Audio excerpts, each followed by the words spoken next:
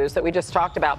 C.J. Stroud, Texans quarterback, out this week against the Jags. He's still in concussion protocol. Really interesting scene there in Arizona as Kyler Murray is now on IR. He's going to miss at least 4 games. In Tampa, Bucky Irving and Chris Godwin Jr. did not practice this week and are likely out against the Pats. Brian Thomas Jr. also out Sunday. The Bears' DeAndre Swift did not practice today. That was not injury related. That was personal. He is questionable.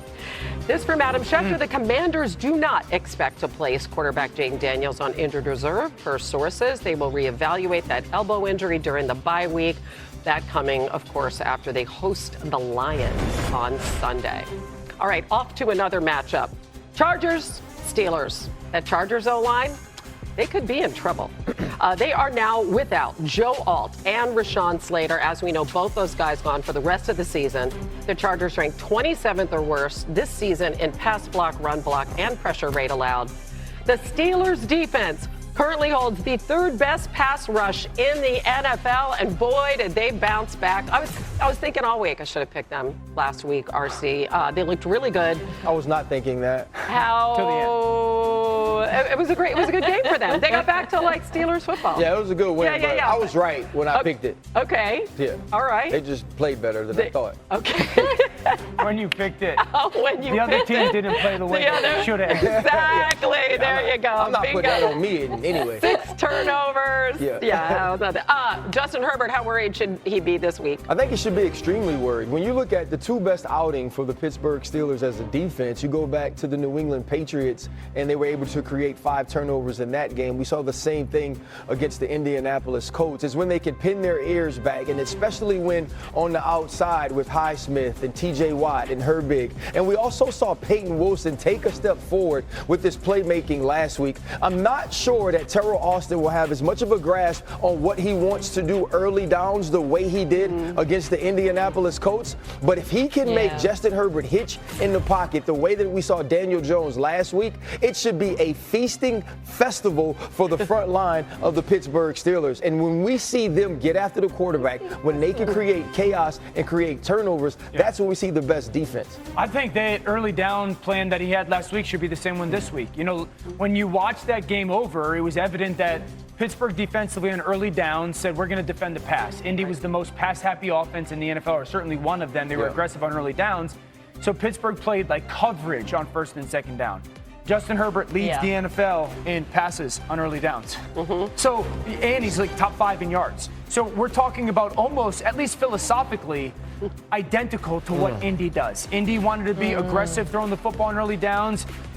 The Chargers want to be aggressive throwing the football on early downs. Now, they'll go about it a little bit differently with some play action pass, but I would fully expect Pittsburgh to play those early down kind of coverage concepts more. The interesting thing is going to be Greg Roman, the play caller for the Chargers. Does he then pivot and try to maybe establish the run early on? Because I think trying to throw the ball a ton early with a beat-up offensive line and a defense that's ready for it could really hinder the Chargers offensively.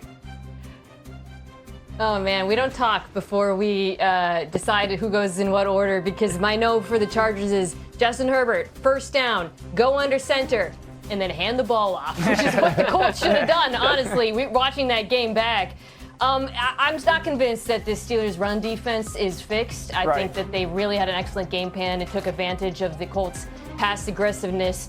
And particularly against under center runs, they are allowing the highest 1st down rate in the NFL. They're bottom 5 in most metrics.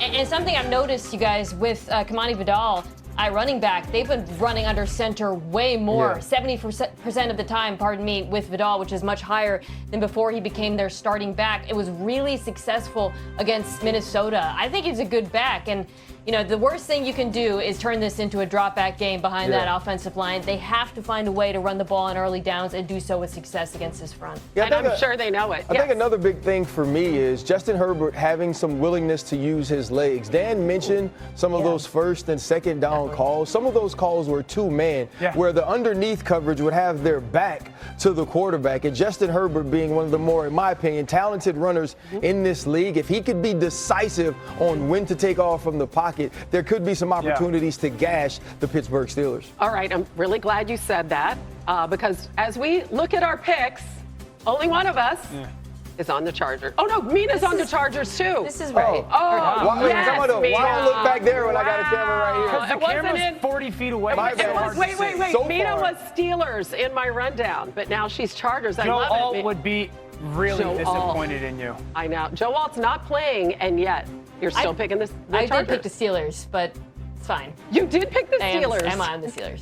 Yeah, I don't know why it says that, but No, it's fine. the It's fine. graphic says what I'll the split it. graphic It's says. close. I had that score, 21-20. Yeah, I can't oh, wait till you text the group chat and be like, don't worry, guys, I picked the Chargers. Yeah. Oh, well, I saved us from the. Oh, so close.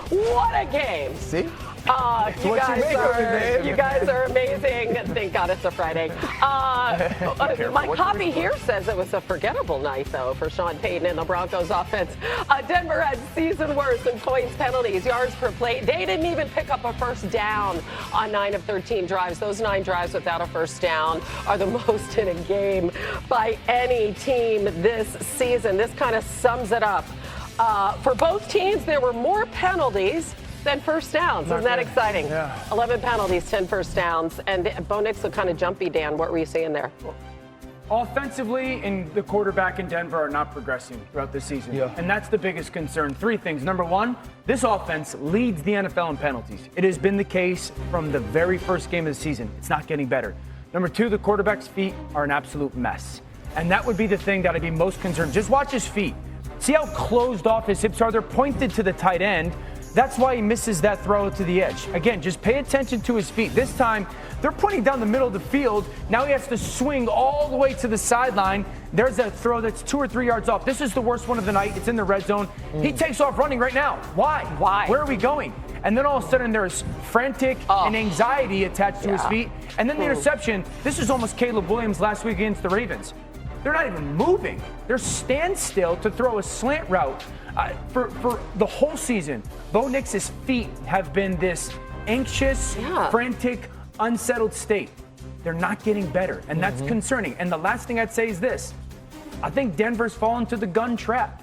They're in the shotgun all the time when they throw the football, and there's no way for a quarterback to get his feet better when you're living in the shotgun throwing the football. Sean Payton's brilliant. They got to get him back under center when they're throwing the ball. So those are the 3 things that have to improve, and they haven't halfway through the year.